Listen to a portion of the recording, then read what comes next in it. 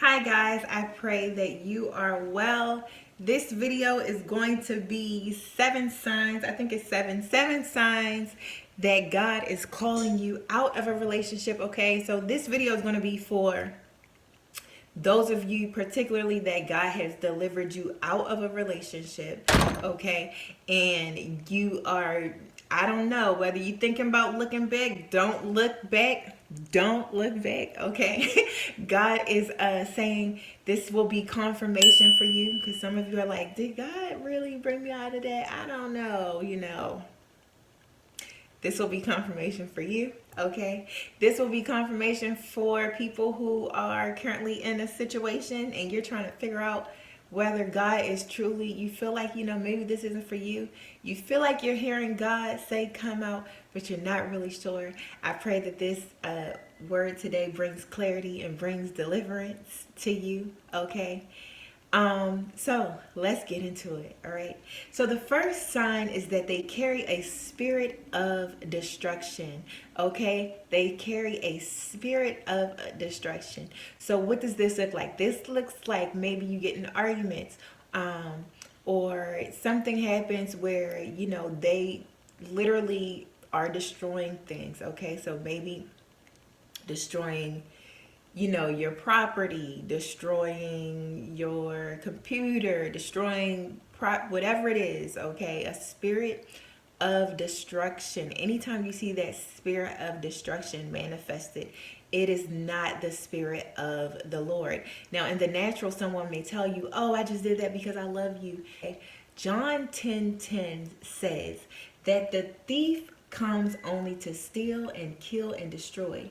I have come that they may have a life and have it to the full. Okay? So if you are in a relationship, or you have been in a relationship where you have destroyed somebody's stuff, okay?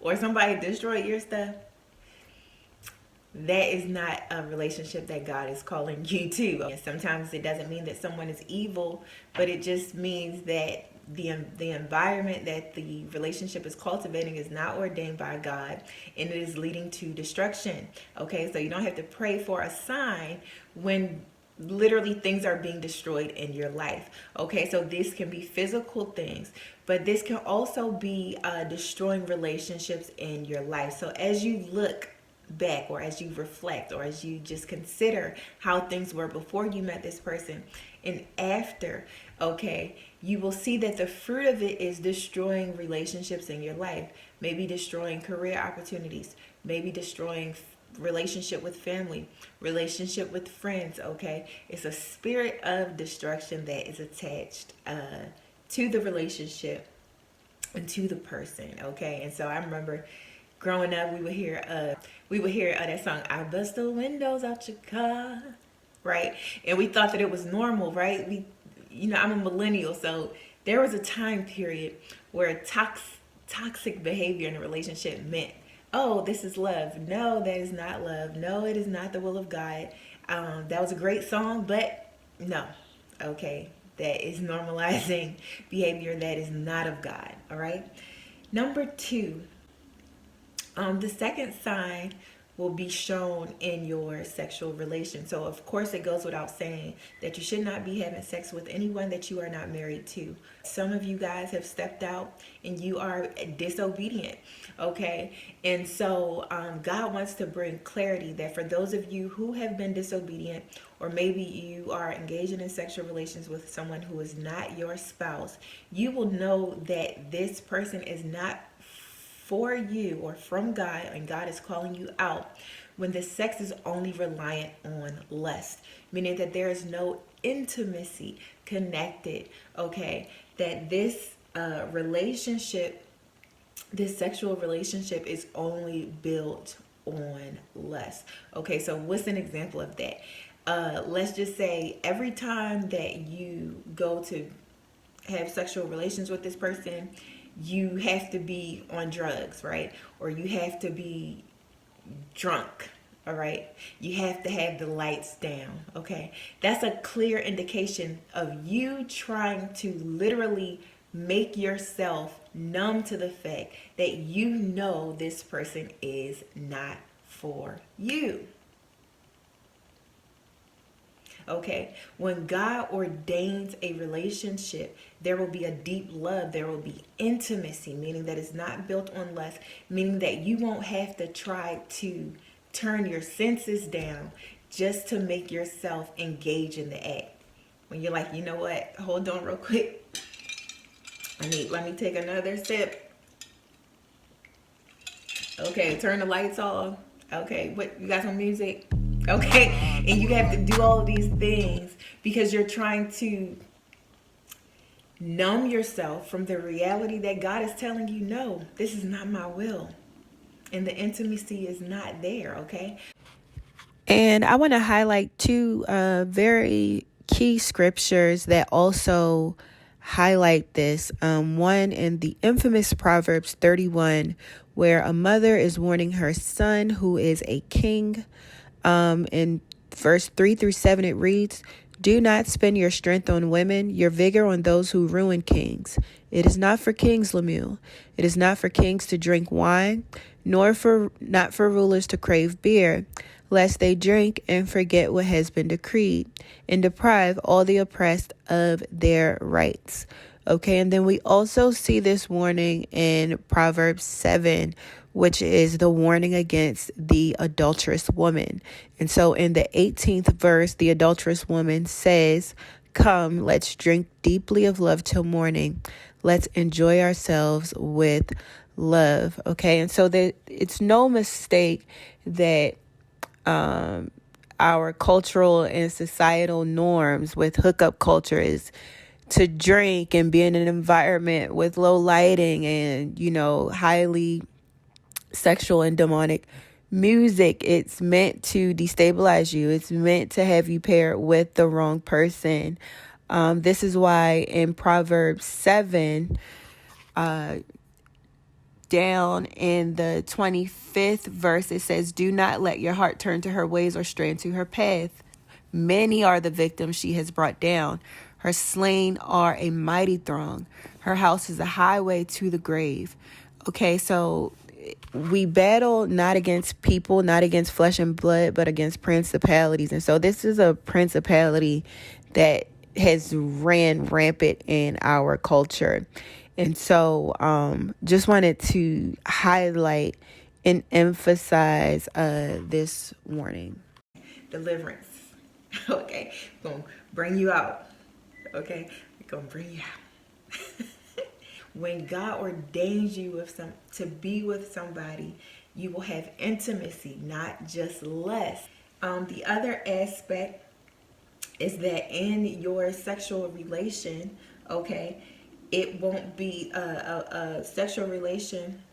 It will show that, your whole encounter, that it's built on lust when your entire encounter is based on that one or both of you guys just releasing sexual frustration. Okay? Meaning, oh, I'm sexually frustrated, so you just had sex with that person. You also know that it is not ordained by God when it's not based on intimacy, but the act of sex is about physical dominance. It's about power. Okay? And these are remnants of, pornography, where you see someone not showing love, but there are behaviors that make another person want to feel like they are in control, like they are in power, like they want to do things to exert power over your body, like choking, spitting, defilement. Okay, these types of things are a physical manifestation of the fruit of the relationship. Okay. um and then we also see this in Hebrews 13:4. It says, "Let marriage be held in honor among all, and let the marriage bed be undefiled, for God will judge the sexually immoral and adulterous." So if in your sexual relationship, okay, that this person is trying to defile you, all right, and maybe we could put up the definition of defilement. Okay, it means that they are not holding you in honor. This is not ordained by God. This is the fruit of Satan. And I understand that society has normalized it. But guys, this is completely demonic. Okay? Come out. Come out. All right? Also, guys, I will be collaborating with a licensed therapist who specializes in spiritual abuse, specifically on this topic. And so if you have questions on what constitutes sexual or scriptural abuse within marriage, please comment them below or send them to my email, because I will be, like I said, in the near future collaborating with a licensed therapist who has worked with several different individuals who have experienced sexual and scriptural abuse within a marriage. Number 3 is that they are in competition with your relationship with God, okay? They despise your relationship with God. They despise the dreams that God has placed in your heart. They despise whatever desires that God has placed in your heart. They despise the goals, okay, that you have set. Maybe they become very uncomfortable with celebrating you, with your milestones, whatever it is, okay? But when you get in your quiet place and maybe you have a heightened experience with God, or you're like, you know what, I'm going to take some time and I'm just going to pray for, this weekend or whatever, or I'm in worship, tonight. I'll call you back. When they have an attitude about that, okay, they are in competition with your relationship with God. That is a clear sign that God is telling you to exit stage left. So exit stage left. Okay.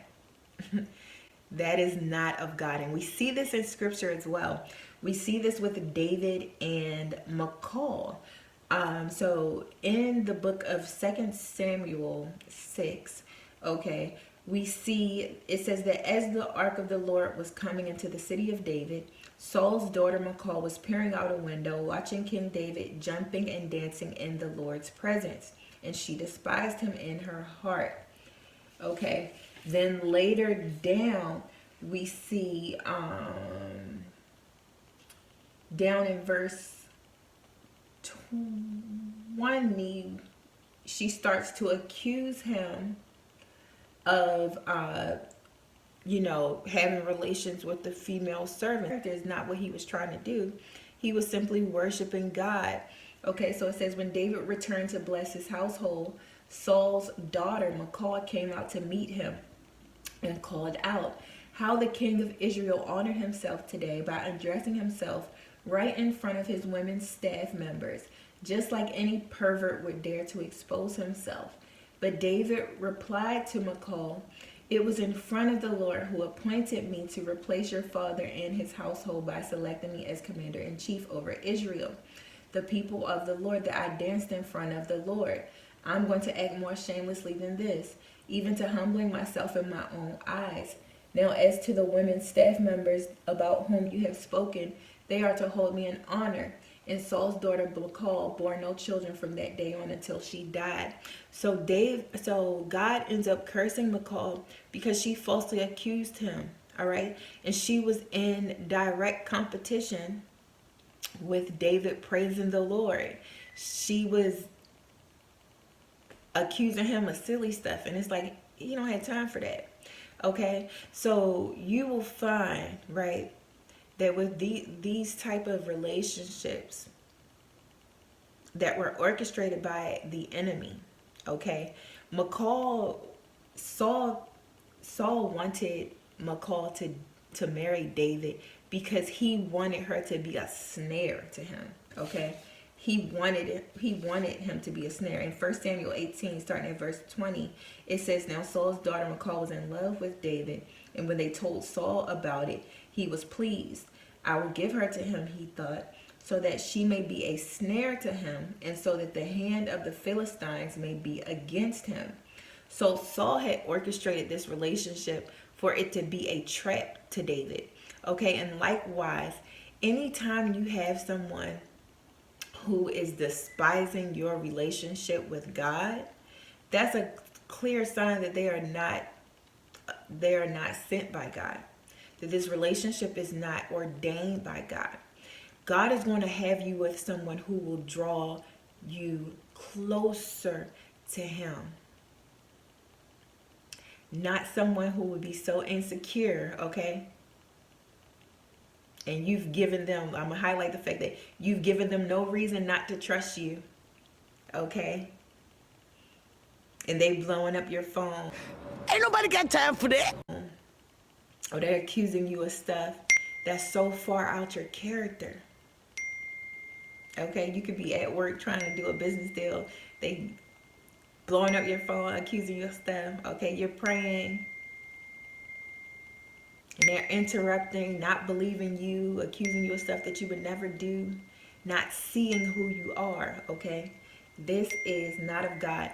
There was a clip I think I seen on social media. I think it was, I don't know who it was Ty Tribbett. But I'm going to insert that clip. Find you somebody that's accountable to God.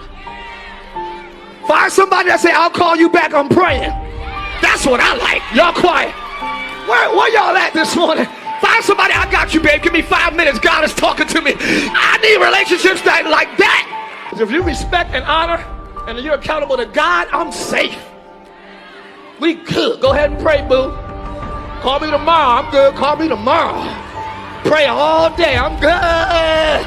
Because when you get that word from God, we're going to be better. When you get that word from God, we're going higher. I can't be with nobody that can't hear God. When someone is not sent by God, okay, they will be in competition with your relationship with God, right? And this brings me to the fourth point, okay, which is the fourth sign. They don't know you, okay? They don't see you. So just like McCall, she was accusing him of stuff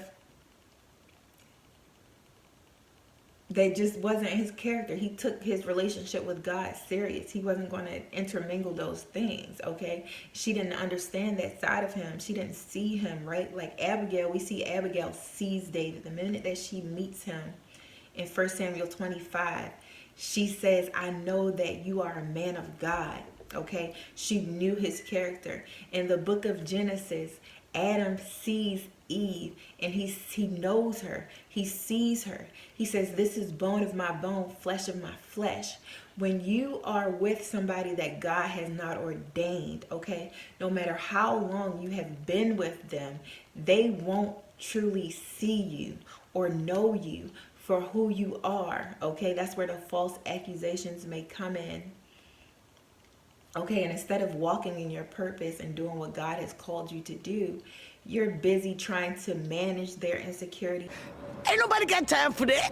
And defend yourself. When God ordains a relationship, you will be known, you will be seen, and you won't have to waste time. You'll have a helpmate, and you won't have to waste time constantly defending your character, okay? And we see this also in 1 Peter 3 verse 7. It says, likewise, ye husbands, dwell with them according to knowledge, giving honor unto the wife as unto the weaker vessel, and as being heirs together of the grace of life, that your prayers be not hindered. Okay, so when God has you with someone, okay, they should dwell with you according to knowledge. If someone doesn't know you, it doesn't matter how many years you've been with them. If they don't know you, okay, not sent from God.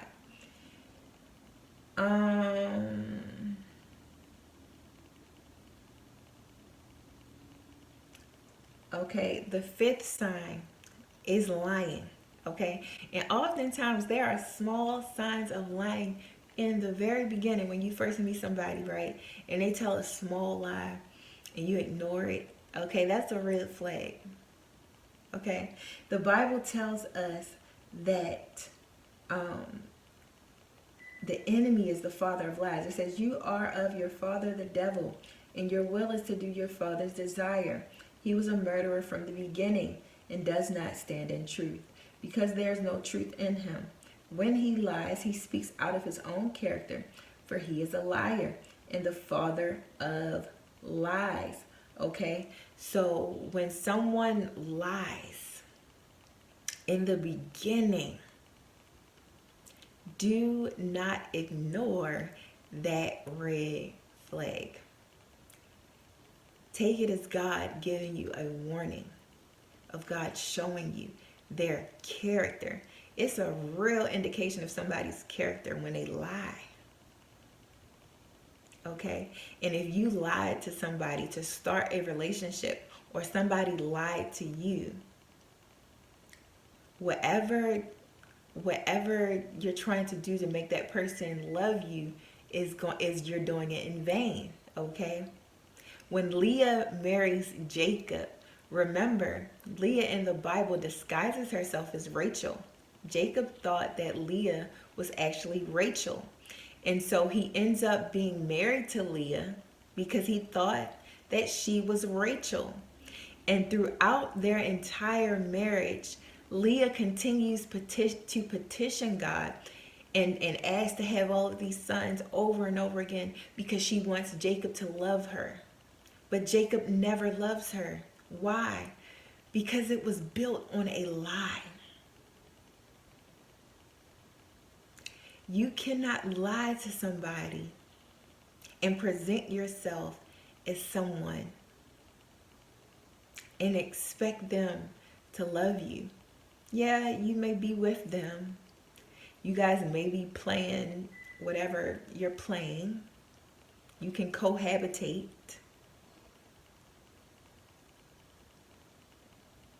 But you will never have love. You will never have true love. Okay? Because it's built on a lie, and that is not of God. Okay? Number 6 is it's not safe for you to be vulnerable. Okay? And so God will call you out of this relationship, because when God ordains a relationship, it should be a safe space for you to be vulnerable. In the book of Genesis, we learn that Adam and Eve were naked and were not ashamed. So they could be in front of one another without any mask on, without any coverings, okay, and not be ashamed. They could be vulnerable. They could be intimate, okay? Oftentimes, if a relationship is not from you, you'll know, because the minute, let's just say you tell this person something, right? Because you believe that you guys are, y'all that, all right? Y'all boot up, right? And you just tell them something about your childhood or whatever you've struggled with. And the minute y'all get in an argument, right? The minute you have a disagreement, they throw it in your face. That's a sign. That's not a person to be vulnerable with. It's not safe for you to be vulnerable with them. Okay? That's not of God. All right? One of the things with Samson and Delilah that we see is that she used his vulnerability against him. It wasn't a safe place. And he saw it. When I go back and read the story of Samson and Delilah, okay, for those of you who don't know, Delilah, she lays with Samson and she asked him where his strength was, okay? And she ends up snitching on him, okay? And he gets killed, right? But there were so many red flags because she showed him that she showed that she would use these things against him time after time. Because if you read the book of Judges 16, you'll see she asked him several times, and every time he told her, she would try to do whatever it was that she thought his strength was, to try to be a snare to him. Okay? So when the enemy sends somebody, or a relationship is just simply not for you, it won't be a place that is safe for you to be vulnerable. Okay?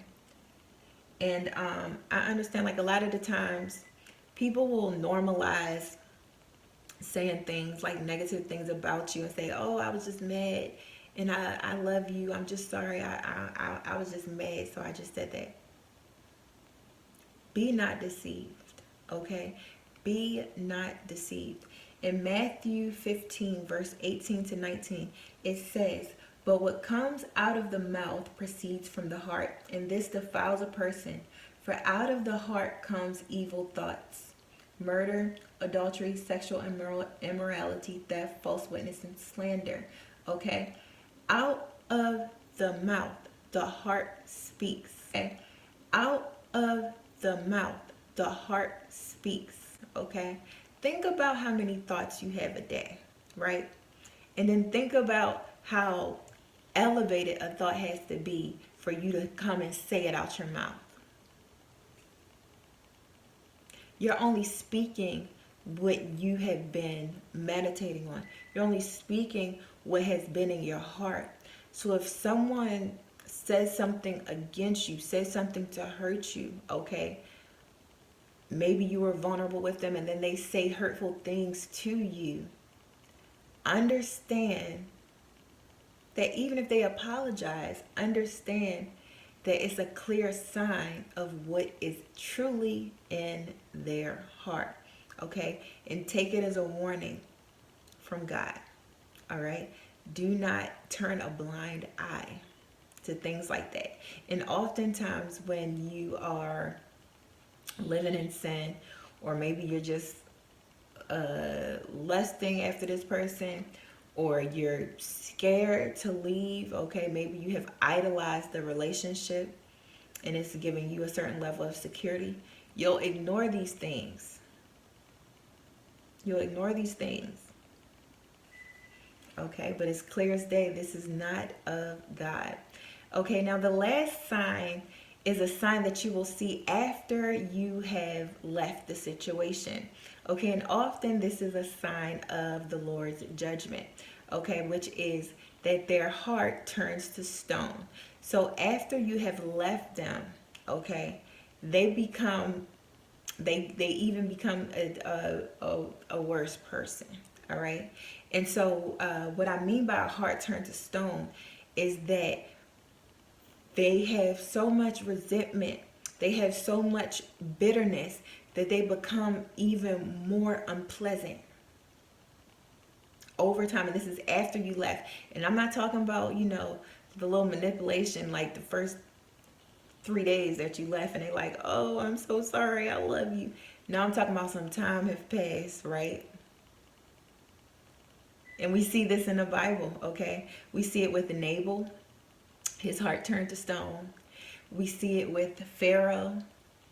We see it with Saul, right? Pharaoh and Saul both changed their minds. They act like they were about to reconcile, right? Saul tells David, "Oh, it's fine, we're cool." But his heart was hardened, right? And that's oftentimes a indication of God's judgment and God showing you that I do not intend for you to go back to this place. Okay? So someone's heart is hardened. Their heart becomes stone after you have left. They don't become a better person. They don't repent. Okay? Maybe they fake it in the beginning to get you back real quick. Okay? Just like we see with Pharaoh and Saul. They had moments of trying to do the right thing. But as time progressed, we see that it was not truly in their heart. And they grew more and more evil. All right? And so a clear sign is you'll see that as more time passes with this relationship, okay, being over, you'll see that person take a turn for the worse. You'll see their heart posture is even worse than it was before. You'll see that their heart is hardened. They'll harbor resentment. They'll harbor bitterness. They'll harbor anger. Okay, lack of empathy, lack of compassion.